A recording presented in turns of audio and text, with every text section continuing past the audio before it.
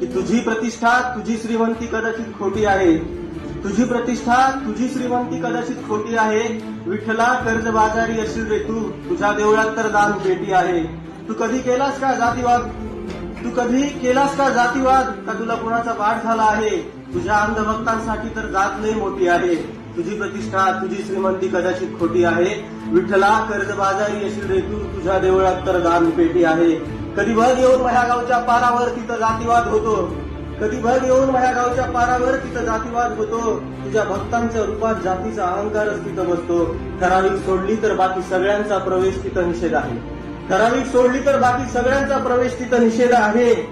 तुझ्या दारी आता रांगा सुद्धा विकल्या जातात, पैसेवाल्यांसाठी तुझ्या गृहाच्या कड्या उघडल्या जातात. तू खरंच सगळ्यांचा आहेस की श्रीमंतांचा झालास. व्हीआयपी पासवाल्यांना तू दर्शन देत आहेस, गरीब रांगेमध्ये तुझी वाट पाहत आहे. म्हणून तुझी प्रतिष्ठा आणि तुझी श्रीमंती कदाचित खोटी आहे. विठ्ठला कर्जबाजारी असेल रे तू, तुझ्या देवळात तर दान पेटी आहे. तुझ्या मंदिराबाहेर जे भिकारी आहेत, तुझ्या तुला वाहिलेल्या नैवेद्याची खरी गरज त्यांना आहे. तुझ्या मंदिराबाहेर जे भिकारी आहेत, तुला वाहिलेल्या नैवेद्यांची खरी गरज त्यांना आहे. तुझ्या स्तुत सोहळ्याला टाळ, मृदुंग, चिपळ्या आणि घंटी सुद्धा आहे. तुझी प्रतिष्ठा तुझी श्रीमंती कदाचित खोटी आहे. विठ्ठला कर्जबाजारी असेल रे तू, तुझ्या देवळात तर दान पेटी आहे.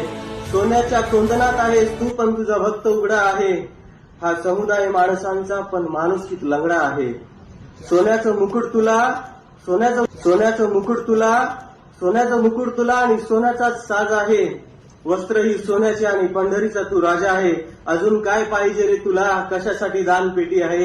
विठ्ठला कर्जबाजारी असेल तू, तुझ्या देवळात तर दान पेटी आहे. तुझी प्रतिष्ठा तुझी श्रीमंती कदाचित खोटी आहे.